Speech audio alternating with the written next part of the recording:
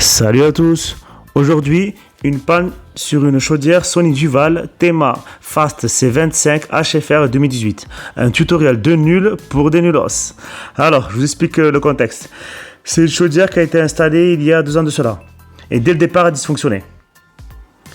J'ai eu un accès à l'historique de la chaudière fourni par le client avec toutes les pièces qui ont été remplacées. Circulateur, circuit imprimé et bloc gaz. Notre problème ici, c'est que nous avons de l'eau chaude par intermittence. Soit c'est très chaud, ou soit c'est froid. J'ai l'impression qu'il n'y a pas de régulation. J'ai fait aussi un test en chauffage et je n'ai rien constaté de probant, dans normal au départ. Alors j'ai commencé à démonter le changeur à plaque et je n'ai rien trouvé dans normal, car je pensais que c'était un problème juste de CS, d'eau chaude.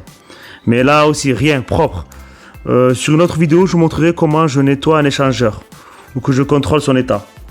J'ai aussi contrôlé le basculement de la vanne 3 voies. J'ai contrôlé le circulateur, RAS. Pour vous dire la vérité, j'ai tout démonté. Circulateur, corps de chauffe, bloc hydraulique droit, bloc hydraulique gauche. Il n'y avait rien, c'était nickel. Même pas encrassé le circuit. Bon, ok.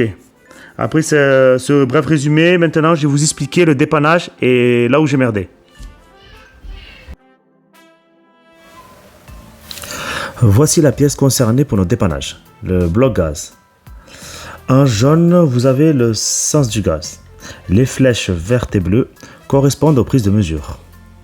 En vert, IN, prise de mesure qui correspond à la pression du gaz fournie par le réseau, GRDF, etc.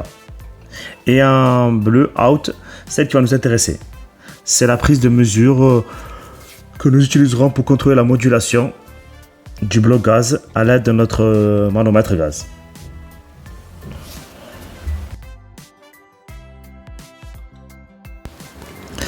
Allez, c'est parti pour le test.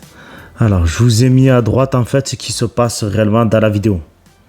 La chaudière est à fond, l'afficheur affiche citré comme ça, pleine puissance, et le mano gaz est à 10 millibars. Et j'ai fait une demande en sanitaire, bien sûr. Allez, observons ce qui se passe. On se rapproche, et voilà. La chaudière est bien à fond, 60 degrés. Je vais faire une demande afin de faire moduler la chaudière. Je vais abaisser la température.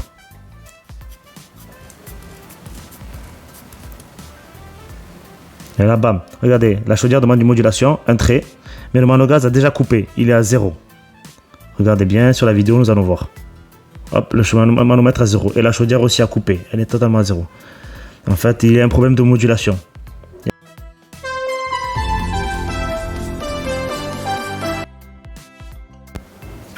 Bon, nous avons remplacé le bloc gaz et nous allons refaire les mêmes tests. Observez bien.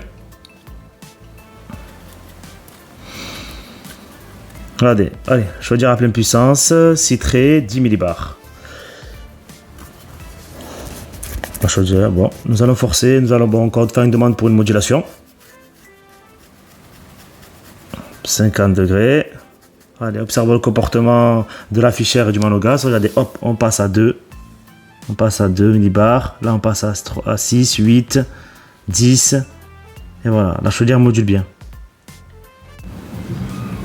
Je vous laisse en fond de tâche la vidéo de la chaudière du bloc gaz qui module. Et pour vous expliquer, en fait, là où j'ai vraiment merdé, c'est qu'en fait, dès le départ, j'ai pris l'historique du client qu'on m'a donné. Et je l'ai pris pour content, quoi. J'ai vu que le bloc gaz a été changé, ça, circulateur, blablabla. Et en fait, je pense que le bloc gaz n'a jamais été remplacé.